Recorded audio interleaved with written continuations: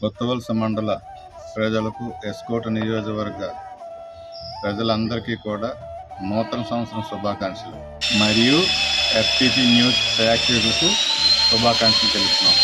కొత్తవలస మండల ప్రజలకు, అలాగే శృంగవరపుకోట నియోజకవర్గ ప్రజలకు 2026 నూతన సంవత్సర శుభాకాంక్షలు తెలుపుతూ, అలాగే ఎఫ్టీపీ వారికి కూడా, ప్రేక్షకులందరికీ కూడా నూతన శుభాకాంక్షలు తెలుపుతూ సెలవు తీసుకుంటాం. శృంగవరపుకోట నియోజకవర్గం ప్రజలకు మరియు కొత్తవలస మండలం